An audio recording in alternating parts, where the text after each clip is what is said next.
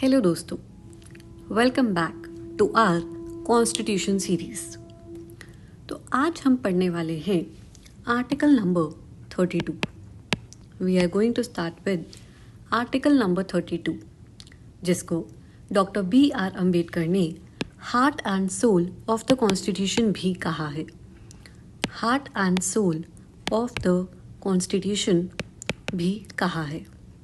आज के लेक्चर में हम आर्टिकल 32 को कवर करेंगे और उसका जो लिंक है आर्टिकल 226 से उसको भी हम समझेंगे।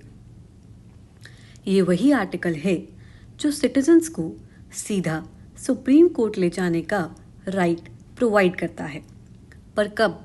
जब उनके फंडामेंटल राइट्स वायलेट होते हैं। The right to reach directly to the supreme court. Right to reach directly to the Supreme Court when their fundamental right is violated. When their fundamental right is violated. उसके साथ ही हम समझेंगे article 226 जो बात करता है हाई कोर्ट की writ jurisdiction के बारे में। कैसे ये दोनों इंटरलिंक्ड हैं, क्या दोनों के बीच के डिफरेंसेस हैं और प्रैक्टिकल क्या अप्रोच होना चाहिए जब कोर्ट सारे फैक्टर्स को देखता है। तो चलिए अब हम शुरू करते हैं। सबसे पहला है आर्टिकल 32 का टेक्स्ट क्या कहता है। आर्टिकल 32 का टेक्स्ट क्या कहता है? It simply says that the right to move the supreme court by appropriate proceedings for the enforcement of the rights conferred by part 3। So it talks about the rights that are conferred by part 3 of the constitution. तो part 3 किसके बारे में बात करता है? It talks about the fundamental rights. It talks about the fundamental rights. Supreme court shall have the power to issue directions.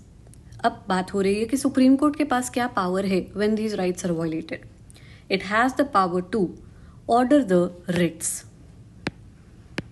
The court has the writ jurisdiction. अब कौन से वो 5 रिट्स हैं जो सुप्रीम कोर्ट के पास पावर है issue करने का when these fundamental rights are violated? सबसे पहला है हैबियस कॉर्पस। सबसे पहला है habeas corpus. Then there is mandamus. Then there is prohibition. Fourthly it is certiorari, and then there is quo warranto. Then there is quo warranto. Fundamental rights जब violate होते हैं, the citizen has the opportunity to directly approach the Supreme Court for what? For the enforcement of these fundamental rights. For the enforcement of the fundamental rights जो उनके rights violate हुए हैं, उसके लिए he can approach directly to the Supreme Court under Article 32 that this is how my right has been violated. Writs are the enforcement mechanism. Writs क्या है? वो enforcement mechanism है। कैसे कोर्ट enforce करेगा, कैसे fundamental rights grant करेगा, इन writs को issue करके करेगा। Again 5 तरीके के writs हैं। Article 32 अपने आप में भी एक fundamental right है। Article 32 is itself Article 32 is itself a fundamental right, so it enjoys the highest protection. It enjoys the highest protection. Now this is the gist of Article 32. Now let's get into the details of Article 32. क्यों Article 32 इतना special है? What is it is that is so special about Article 32? ऐसा क्या है? सबसे पहला point आता है that we are giving direct access to the Supreme Court. Direct access to the Supreme Court. हम लोअर कोर्ट्स को बाईपास करके जब हमारे फंडामेंटल राइट्स वायलेट हो रहे हैं, we are giving a direct access कि आप सीधा सुप्रीम कोर्ट जा सकते हैं when your fundamental right is violated. Secondly, it is the protector of constitutional rights. It is the protector of constitutional rights. Article 32 makes judiciary an effective check on the state कि किसी के fundamental rights violate ना हो. So it is the protector of the constitutional rights. By the way of judiciary, we are ensuring that there is an effective check on the state कि जो हमारे देश के लोग हैं उनके जो फंडामेंटल राइट्स हैं वो वायलेट नहीं होते हैं. जो रेमेडीज़ हैं under article 32, they are flexible in nature. ना सिर्फ रिट्स वो इशू करता है, रिट्स तो इशू कर ही सकती है court, but also it can give directions, it can give orders, so that जो भी रिलीफ है जो इंसान को प्रोवाइड होना है वो हो सके. Fourthly, it is the part of the basic structure of the constitution. It is the part of the basic structure of the constitution. By the way of various judgments, it has been held that जो article 32 है, the right to constitutional remedies जो under constitution provided है, it is the part of the basic structure doctrine.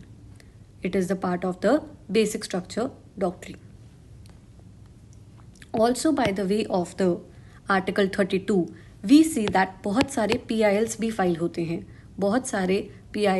होते हैं, that is public interest litigation, जो हम देखते हैं by the way of Article 32 और 226 कोर्ट के सामने आती है.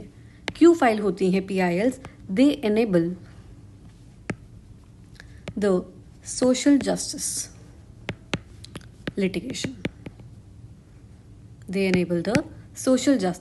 litigation. Now, as I told earlier that court के पास पावर है to issue the writs. Now let understand एक एक करके कि हर रिट का क्या मतलब है. Let us start with habeas corpus.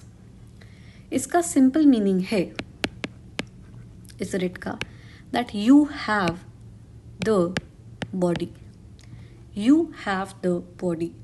क्या होता है by the way of this writ? एक ऑर्डर इशू किया जाता है. कोई भी अगर इंसान है that has been detained कि उसको कोर्ट के आगे प्रोड्यूस किया जाए एंड जो भी जिस भी रीज़न की वजह से आपने उसको डिटेन किया है, whether that reason is justified. So, simple meaning of this writ habeas corpus is that you produce the body. अगर कोई इंसान है जो डिटेन हुआ है, for what reason it has been detained, क्या वो रीज़न जस्टिफाइड है, तो कोर्ट कैन एंश्योर दैट कि इलीगली वो चीज़ नहीं हो रही है. It protects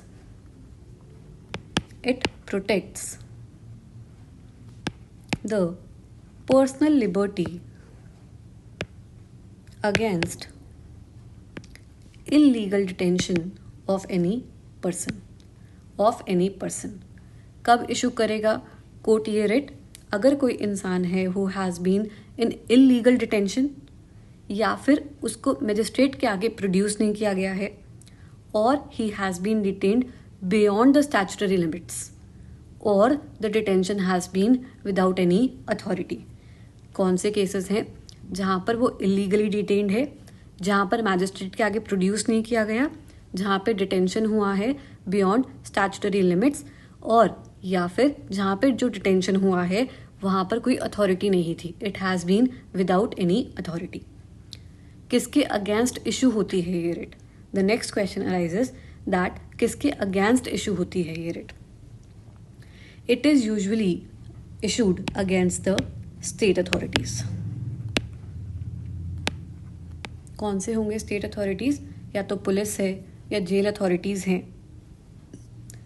against these the writ of habeas corpus is issued.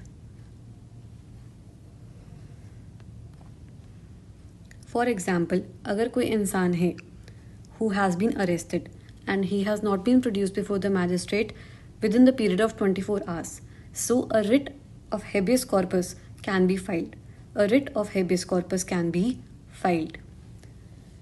Moving forward to the next writ, that is mandamus. इसका सिंपल मीनिंग है दैट वी कमांड. इसका सिंपल मीनिंग है दैट वी कमांड. क्या मतलब है इस रिट का? यहाँ पर ऑर्डर दिया जाता है एक पब्लिक अथॉरिटी को to perform its public duty. यहाँ पे आप ऑर्डर इशू करते हो. किसको इशू करते हो? You issue a order to a public authority to do what? To perform its public duty. To perform its public duty. क्या ऑब्जेक्ट है मैंडेमस वाले रिट का? It ensures that there is performance of the public legal duties that are mandatory in nature.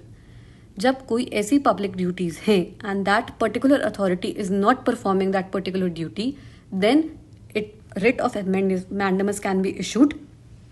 A writ of mandamus can be issued directing that public authority to perform that public duty. कब issue होती है mandamus की writ? जब वो authority मना कर देती है अपनी वो स्टैट्यूटरी ड्यूटी करने से. जब वो अथॉरिटी मना कर देती है अपनी वो स्टैट्यूटरी ड्यूटी परफॉर्म करने से, या फिर डिले करती है और जो डिले है वो अनजस्टिफाइड है. अगेन किसके अगेंस्ट इशू होगा मैंडेमस का writ? It will be issued against the public officers, statutory bodies, वो अथॉरिटीज जो पब्लिक फंक्शंस परफॉर्म करते हैं. Against these authorities the writ of mandamus can be issued. Then the third writ is prohibition. It simply means that, क्या purpose है इस writ का? To prevent a lower court or tribunal from exceeding jurisdiction or contrary to law.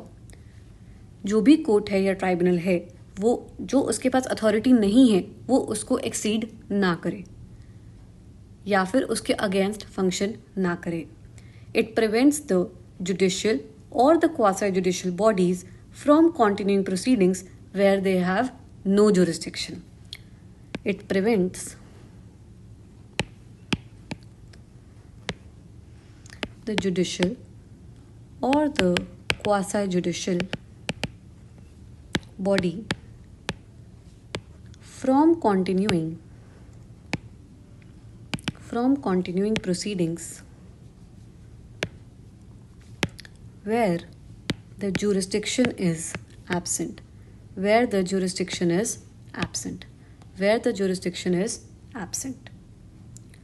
कब issue होता है the writ of prohibition? जब कभी हमारी प्रोसीडिंग्स पेंडिंग होती हैं. In pending proceedings it is issued जहाँ पर लोअर अथॉरिटी अपना काम नहीं कर रही है और या फिर जो उसके पास जुरिस्डिक्शन नहीं है उसको एक्सीड कर रही है. It is again issued against the lower courts और द ट्राइब्यूनल्स और द क्वासी जुडिशियल अथॉरिटीज़. अगर मान लीजिए कोई ट्राइब्यूनल है विच एक्सरसाइजेस द पावर जो उसके पास है ही नहीं, वो कोई ऐसी पावर एक्सरसाइज कर दे जो उसके पास है ही नहीं, then the supreme court can issue prohibition.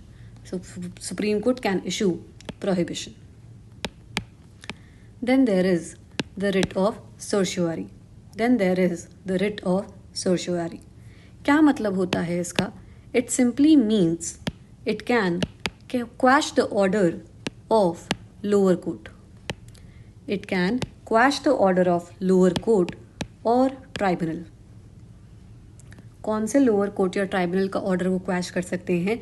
जहाँ पर उस कोर्ट या ट्राइब्यूनल की कोई ज्यूरिसडिक्शन थी ही नहीं और जहाँ पर नेचुरल प्रिंसिपल्स वॉयलेट हुए हों, जहाँ पर principles of natural justice violate हुए हों, वहाँ पर this order can be issued. It is usually issued, कब इशू होता है ये? To correct the jurisdictional errors, या फिर जहाँ पे कोर्ट या ट्राइब्यूनल ने एक्सेस ऑफ जुरिस्डिक्शन का एक्सरसाइज किया हो, एरर ऑफ लॉ हो या प्रोसीजर हो. It is generally issued to quash the orders और ऐसे डिसीजंस जो इलीगल हैं, नल हैं या वॉइड हैं. Again it is issued against the lower courts, tribunals और पब्लिक अथॉरिटीज़. क्या डिफरेंस है between the prohibition and certiorari के रिट में? जो प्रोहिबिशन है it is a preventive measure, it is a preventive measure, जबकि जो कि सर्चुआरी है it is a corrective measure. It is a corrective measure, it is issued after the decision. वो decision के पहले इशू होता है जो प्रोहिबिशन है. यहाँ पर जो ये रिट है it is issued after the decision has been made, after the decision has been made. Then there is the writ of quo warranto. Quo warranto का writ का मतलब क्या है? It means by what authority? It means by what authority? It calls upon a person, जो भी कोई person है, who is holding a public office, to show that कि आप किस बेसिस पे उस ऑफिस को होल्ड कर रहे हो. What is your authority? So क्या ऑब्जेक्ट है इसका? कोई भी अगर इंसान है जो अनलॉफुली किसी ऑफिस को अक्वायर कर रहा है या होल्ड कर रहा है, to remove that person from that position, to remove that person from that position. अगर कोई ऐसा इंसान है who has been appointed to a post जिसकी ना ही कोई एलिजिबिलिटी थी और it has been done by violating the rules और the laws, then the person can be removed. It is issued against the persons who are in public office. Persons who are in public office, उनके against ये writ issue होता है. अगर कोई इंसान है, the person who is not qualified to that position, तो आपने उसको वो पोजिशन कैसे दी? By what authority he is holding that position. So this was all about the writs कि क्या सुप्रीम कोर्ट की पावर है when a fundamental right is violated. अब थोड़ा सा प्रोसीजरल एस्पेक्ट देखते हैं इसका. सबसे पहली बात जो 32 क्लॉज 1 कहता है, that is you have a right to move to the supreme court for the enforcement of your fundamental rights. Then हमने देखा सुप्रीम कोर्ट के पास पावर है to issue the writs. Clause 3 क्या बताता है कि parliament may empower the supreme court to make the rules for its practice and procedure. तो पार्लियामेंट ने सुप्रीम कोर्ट को ही ये पावर दी है कि आप अपने फंक्शनिंग के लिए जो भी रूल्स हैं, जो भी प्रोसीजर फॉलो करना है, आप वो बना सकते हो. नोट करने वाली बात यहाँ पर ये है कि हम आर्टिकल 32 को कब यूज़ कर रहे हैं? जब हमारे फंडामेंटल राइट्स वायलेट हो रहे हैं, जब हमारे फंडामेंटल राइट्स वायलेट हो रहे हैं. अगर आपका और कोई राइट है that is being violated, then आप आर्टिकल 32 के अंदर नहीं आओगे. नाउ नेक्स्ट क्वेश्चन इज, कौन इन्वोक कर सकता है आर्टिकल 32 को? What is the locus standi? What is the locus standi? पहले there was a rigid rule, earlier there was a rigid rule, जो इंसान अफेक्टेड है only the aggrieved person could come, only the aggrieved person could come. जो injured है वही court में आता था. But now by the development even a third party can come to the court under Article 32. This is how the concept of PIL has been evolved. This is how the concept of PIL has been evolved. In the year 1981, SP Gupta versus Union of India. It opened the doors. किसके लिए doors open हुए? By the way of PIL. जो भी public spirited लोग हैं, they can come and file the application under article 32. यहाँ से gates खुले. And as we all know, जितने भी ये फेमस केसेस हैं like the MC Mehta cases, environment related हैं मोस्टली इनके जितने भी केसेस हैं. So all these have been coming by the way of PIL under article 32. Bandhua Mukti Morcha case in the year 1984 supreme court. क्या राइट्स इंश्योर किए इन दोनों केसेस ने? MC मेहता वाले केसेस में हम देखते हैं कि हमने एनवायरमेंटल जस्टिस को सिक्योर किया. बंधुआ मुक्ति मोर्चा वाले केस में बॉन्डेड लेबर का जो राइट था वो हमने इंश्योर किया. हुसैनरा खातून case Hussainara Khatun case. All these cases have come through to the court by the way of PIL. By the way of PIL. यहाँ पे prisoners के rights ensure हुए थे. The rights of prisoners. जो हुसैनरा खातून वाला case था, यहाँ पर thousands of under trial prisoners थे. Thousands of under trial prisoners थे who have been detained for long periods of time. उनका ट्रायल नहीं हुआ था. They were very poor. तब तक वहाँ पे लीगल एड का कोई राइट नहीं था. यहाँ पर इशू था इस केस में जो राइट टू स्पीडी ट्रायल है, that these people should be put to trial.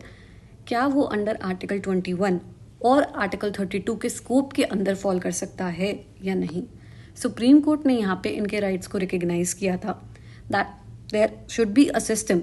आप ऐसे ही इनके राइट्स को वायलेट नहीं कर सकते. It ordered the release of many of the under trial prisoners and stressed that the right to speedy trial.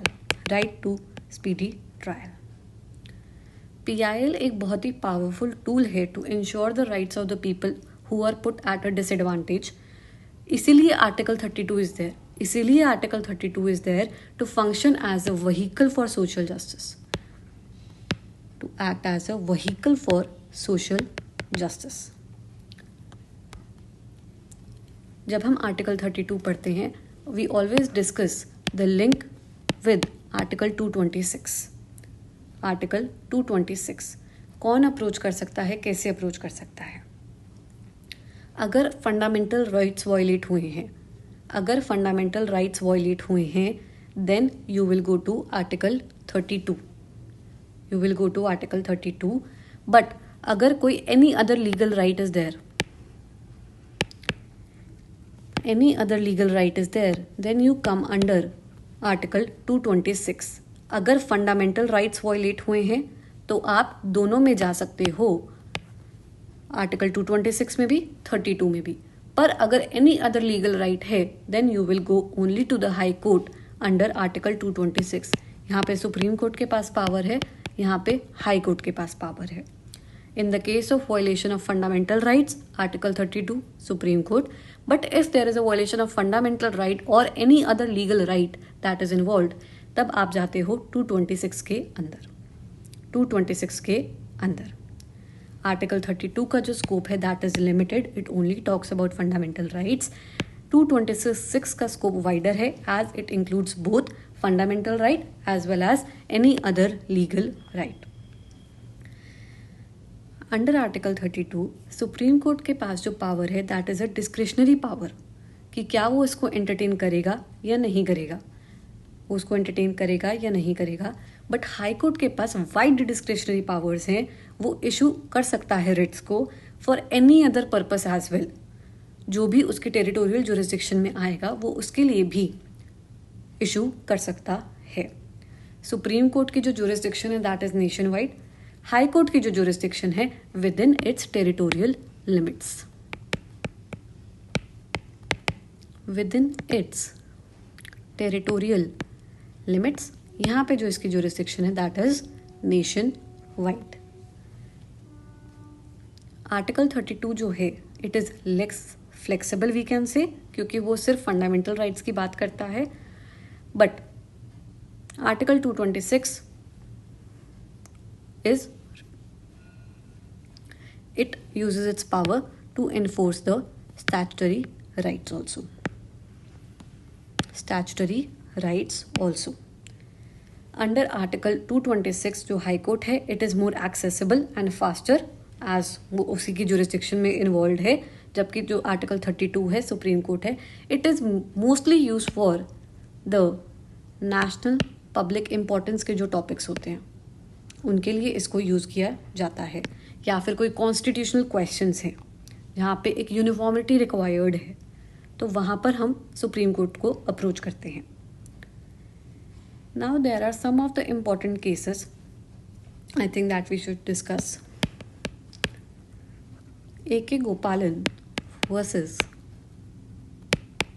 State of Madras 1950.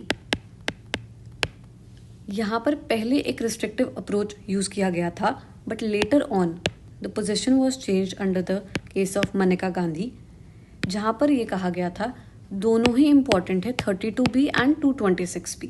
32B and 226B, they have a broader reach.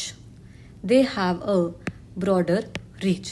A.K. गोपालन में इसका थोड़ा सा restrictive view लिया गया था.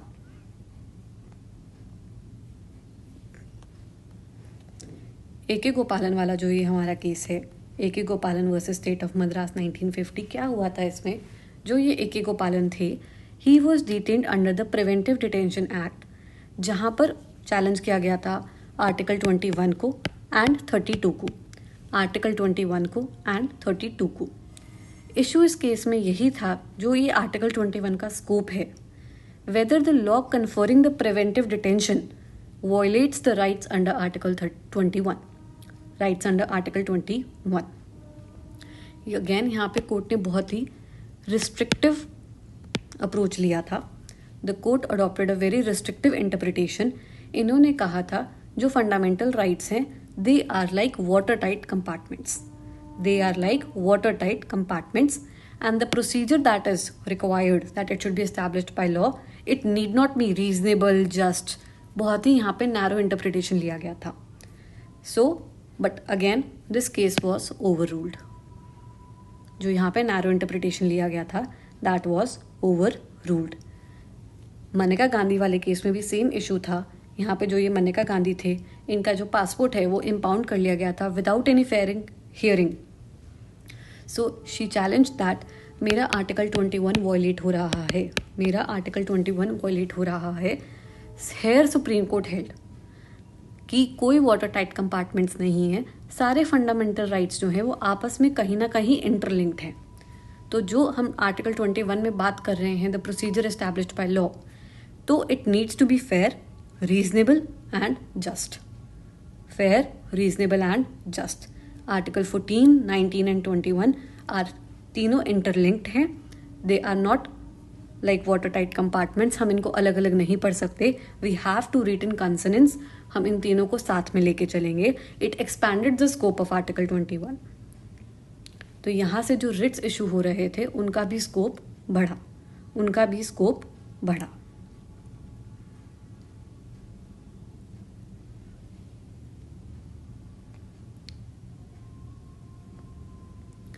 This is all about Article 32. There are many more cases that you can find about Article 32. We'll discuss it in the next lecture. We'll discuss in the next lecture जो भी cases involved हैं Article 32 से. Thank you.